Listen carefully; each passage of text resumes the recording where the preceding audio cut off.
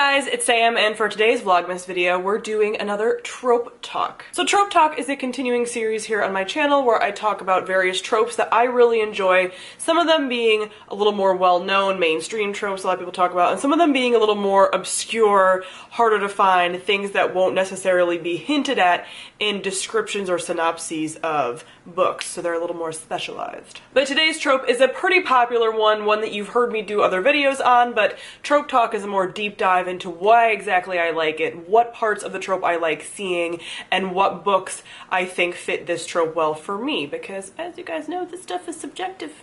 And today's trope is slow burn, angsty romances. This is like one of my brands as far as like things that I really enjoy and I've talked about a lot on my channel. So I'm only talking books here. I could also go into video games and TV and movies and stuff, but I am not going to do that because that would be way too elaborate. And I almost find that this trope is better done for me in stuff like TV or like longer form media like TV or video games that takes like so many hours, but I have plenty of book examples as well. So my definition of a slow burn or angsty relationship is a relationship that is very will they, won't they. And for me, I have to get that sense of I'm not sure if they will or not.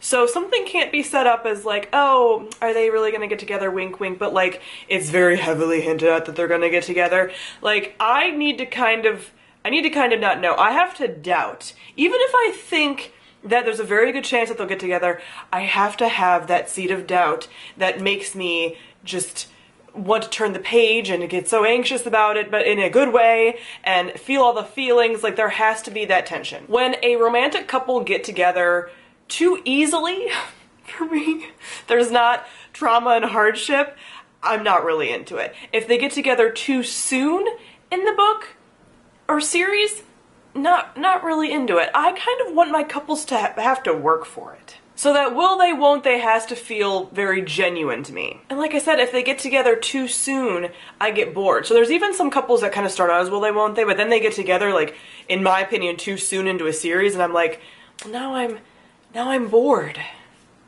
What does that say about me? I don't know. And also, the thing that's keeping the couple apart has to also be genuine and not just miscommunication. So a very common trope to keep couples apart is the miscommunication plot line, and I am really not into that. I'm not into that. There's one example on my list that is a miscommunication plot line, but it makes sense for the story. It has to be really well done for me to enjoy the miscommunication plot line. But typically speaking, if it's just like the two aren't talking when they could be talking, and just not saying their feelings, that is not a legitimate angsty slow burn relationship in my opinion. There has to be other factors that are keeping them apart besides just the two people not talking. I also don't like when the couple gets together too soon, because then sometimes the author will have them like fight then like a book later, and you're like, why? No. If they're together, they stay together. They earned it. You know, like if they earned it and there was a nice slow burn, we're not gonna have them fighting over dumb shit in book 5. Nah. So I'm very particular. You gotta take a long time to get together. There's to be legitimate reasons for that taking of a long time. Sometimes it's like a hate to love, which I could probably talk about in a whole separate video. And sometimes there's external things happening, whatever. But once you earn it, they stay together. Alright? There's none of this breaking up, usually a miscommunication fight. None of that BS. So those are my qualifications for a slow burn, angsty relationship. And if you have all of those, it's gonna give me feelings. And it's just a feeling. Like it has to, there's some books that I might not be including on my recommendations list that you guys are like, well, that's slow burn, but it could meet all of these things and still not give me the feels. So this is a very subjective list because it has to give me feelings. So these books are all books that gave me feelings about their slow burn dynamic. As I mentioned in any basically ship video, because I still get comments sometimes on them, now is the time that if you don't want any spoilers about couples, because I don't consider those real spoilers, but if you knowing a couple might get together is a spoiler, then don't watch this part. Duh, this is the part that you would have to leave for. Let's get into the recommendations. And these are all books that I've talked about before, probably on recommendations about angsty romances. So you're not going to be shocked by any of these. The first is the Girl of Fire and Thorn series by Rae Carson. Now this one pulls a little switcheroo because I'm not going to tell you who the couple actually is involved in this, but it is a very slow burn. It's not even hinted at in the first book, and so you don't even know. But that's some of the lines in here with these two, and the dynamic and the level of respect that they have for one another, and just how organically their love forms. It's special. It's special to me. And this is a plot line in The Night Circus by Erin Morgenstern. Now, The Night Circus isn't completely revolving around the romance part, because The Night Circus revolves around the circus, but the romance element of this is very slow burn, will they, won't they, angsty, all of that. And there are a couple that grow to love and appreciate one another over time, are at odds at one point at the beginning, like fated to be enemies, but also fated to be lovers, like this kind of stuff going on. So I felt a lot of feelings for numerous reasons while reading this book, but one of them is that it also ticks the angsty slow burn romance box for me. This book is perfection, in case you were wondering. And yes, to the people that are asking, I know that Erin Morgenstern is coming out with a new book. I stalk her on social media. Of course I know when she does anything. Basically, most of this shelf is meeting this qualifier, because this part, these are all like my favorites. So there's a good chance that if a book's my favorite, it's gonna have a slow burner angsty relationship in it. So let's just get into this section. The series that invented the slow burn angsty relationship is the Winter's Curse trilogy, the Winter's Trilogy, whatever they call it, by Marie Brodkowski. I do feel that towards the end, it didn't quite get there for me, but the first two books, man, oh man, this, yeah. And the couples being kept apart for reasonable, makes sense reasons, not just like not talking, but there is a level of miscommunication here, but the miscommunication is also for a good reason. This fueled me for so long, the first two books especially. I still like the last book in the series, but you know how I feel about last books in the series. So the first two, man, and especially the second one, you guys know what I'm talking about. You guys know. The Wrath and the Dawn by Renee Ahdieh. This one's borderline because it's kind of like you sort of know, like based on the fact that it's a retelling of a certain story or whatever, but there's still, this meets more of the angst than the slow burn because of all of the things. Because I don't feel like it's super slow burn as far as like how quickly everything goes, but like the angst, man. Like even when they're together, the angst. Ooh, soak it up. This is an IV of angst right to the bloodstream. Hook me up, because it was everything. I would gladly reread this first book, just for a nice little pick-me-up dose of that angst, because I feel like I haven't gotten an angsty relationship in a while, man. I need it. I need it, and it's in certain quantities. I have a prescription for it, I need it. Then again, another book where the romance isn't like the main plot line is really only like 10% of the book, but Uprooted by Naomi Novik.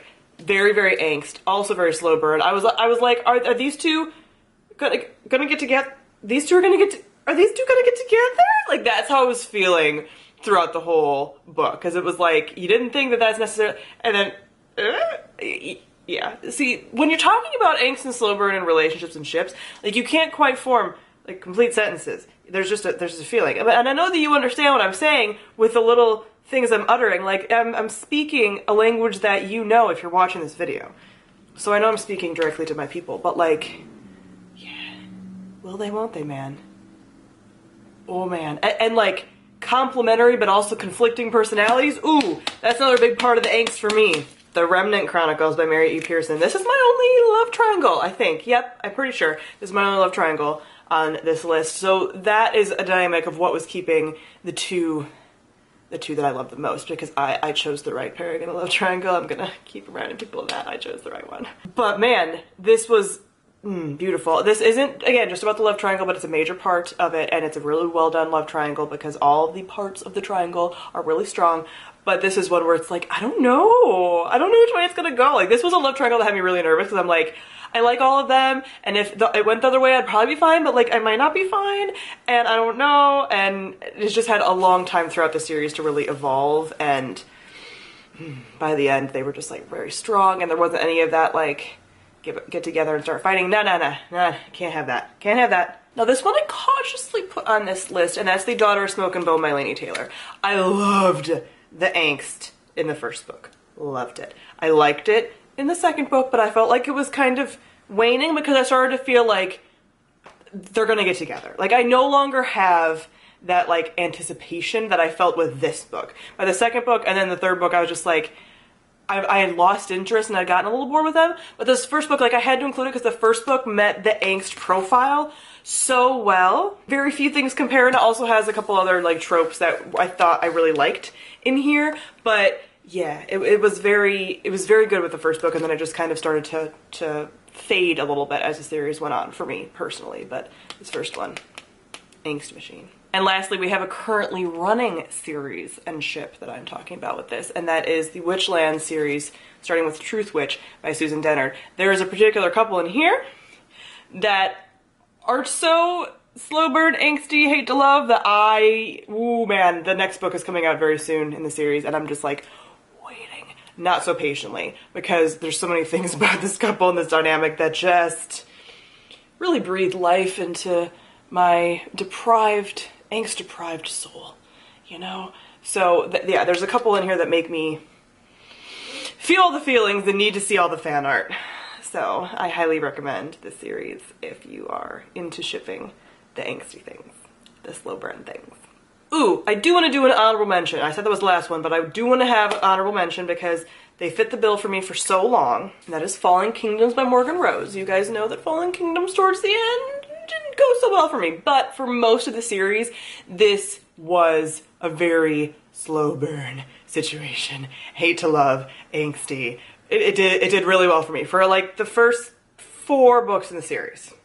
But then, again, 4 out of 6, that's doing pretty well, but I still feel that the couple I'm talking about got together just slightly too soon. Just slightly too soon. And so I was like, and then there was a little bit of like a miscommunication fight, and I'm like, this isn't what I wanted. But for so long, they fit the bill. So like, I feel like I have to mention, but it doesn't quite tick all the boxes for me because it kind of downgraded at the end.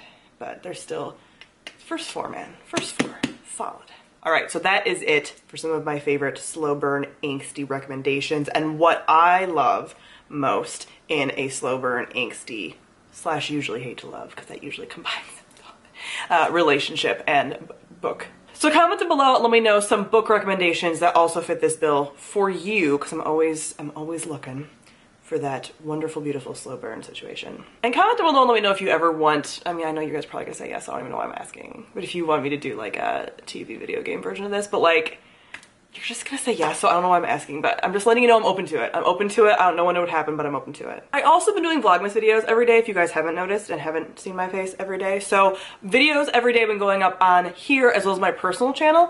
I always have my personal channel linked down below, but I just wanna let you know that I've been doing a lot of videos over there. I did some videos on video games, on my nails, on fitness, on bullet journaling, places I want to travel, lots of stuff. And there's more coming up the rest of the month. I have like goals and stuff for 2019, stuff on Whole30, a lot of things. So if you guys want to see more of my face now and continuing forward in 2019, check it out. So thank you all for watching, and I'll see all of you guys soon. Bye.